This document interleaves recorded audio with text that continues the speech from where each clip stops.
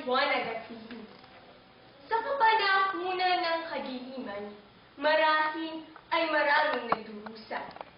Maraming natatahimik, ngunit napapahamak. Oo, naninirahang takot at naghihinagpis. Hihintayin ko ang araw na itong lahat ay lilipas. Malayo sa kabiguan at pang-aapi. Kaya kayong mga kalaban ko, mga dayuhan, huwag niyo akong salinin. No limitang here.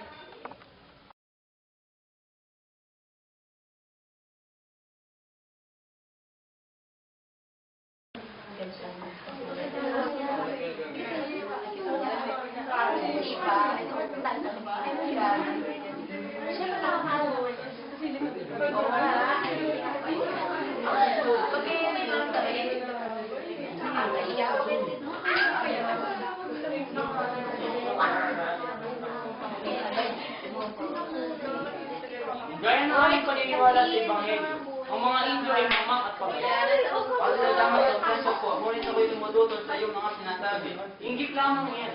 Si Ginoong Laruang ang papatuloy ng aming sinasabi. Ngunit tayo ay nasa tahanan ng isang Indio. Hindi sinasaalang-alang sa Santiago ang kanya sarili sa mga Indiong nakikita mo. Ngunit, Matanong lang kita, ilang araw ka na ba rito at ano ang sadya mo? 4 na araw pa lang po, sa totoo pa lang po, ay gusto kong makilala ang bayan ng San Diego. Aba, kakaiba ka. Nag-aaksaya ka lamang ng oras mo. Talaga po bang walang kabuluhan ang bayan ng San Diego? Wala! Ang bayan ito'y wala na. Tigil niyo nang walang kwentang away na yan. Huwag kayo mag-away na kung hindi dapat pag-away.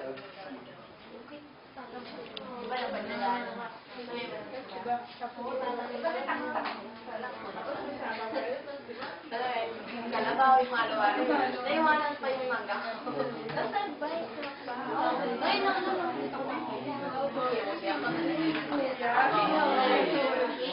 Kuya, buti kaya gusto ka lang lang pa yun. Wala, may mga napapakpapag. Ay, Magandang gabi sa inyong lahat. Pinapakilala ko sa inyo si Crisostomo Ibarra, anak ng natira kong kaibigan. Nagbuhat pa siya mula sa Espanya.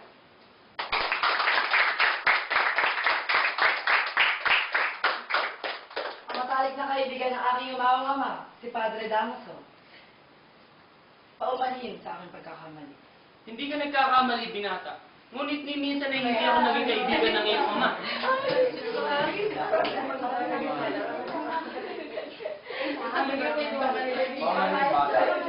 Ikaw nga bang anak ni Don Rafael Ibarra?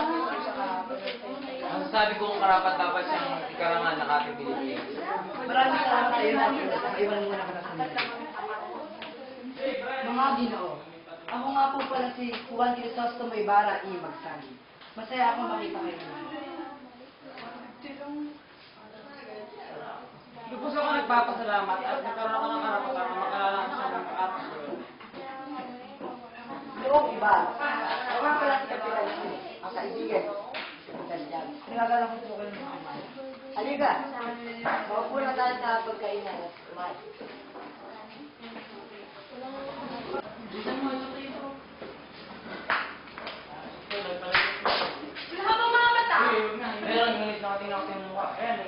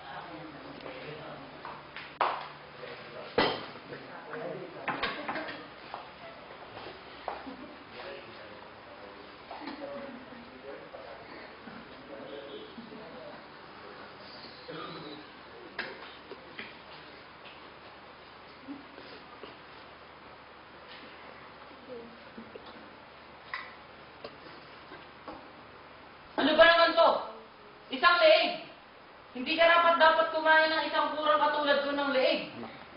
Ipagpaumanin po ninyo, Padre Damaso.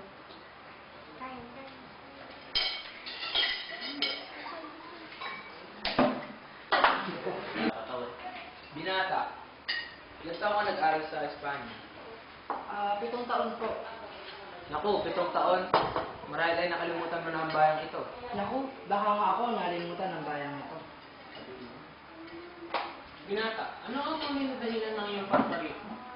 Upang mas makilala pa po ang bansang inilangan ko. Ngunit, di ba ang bansang ito ay tahanan ng mga Indio? Reverensya, wag po kayo magsalita ng ganyan. Napakayaman ng bansang Pilipinas tulad ng inang Espanya. Ganyan na ba ang mga kabataan ngayon? Kung makapagsalita, nagmamarunong. Sinyo, okay ninyo po ang pagtrato sa akin ng aming dating kura. Ganyan na po siya dati pa at hindi na nagbago. Pagpaumay ninyo po ngunit kailangan ko na pong umalis. Sandali, Iho. Ikaw muna nga alis. Dadating na si Maria Clara at nasundo ka na sa Idea Isabel. Sigurado dadating na ang mga iyon. Babalik na lang po ako dito bukas. May kailangan po ako.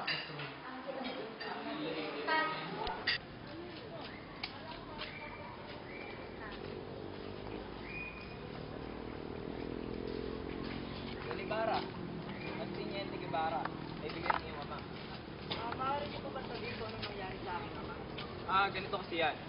Ang iyong ama ay kilalang mayaman sa buong lalaki. At ang iyong ama, bagamat siya'y ginagalang ay marami naiinggit, tulad ng mga pare at fraile. Ang mga masasamang tao sa Espanya pinadadala dito sa Pilipinas. At dahil doon, si Padre Damaso ay nakagalit ng iyong ama, kaya simula nang din na siya nung umpisa. Ngunit paano po namatay ang aking ama? Ganito kasi yun. Ang iyong ama ay may tinulungan na isang pulubi na pinabugbo ng isang artilyero. Ang artilyero na yon, nung tinulungan niya yon, ay naumpog sa isang bato. Hindi niya sinasadyang maitulak ito. Kaya siya ay namatay. At sa nangyaring iyon, ay diniin siya ng mga praile at siya'y pinakulong at kaya ang kanyang tinamatay. Si Kapitan Tiago na ang bahala magtuloy sa'yo. Sige po, dito na rin po ako sa akin tutuloy. Sige. Iwanan mo yan.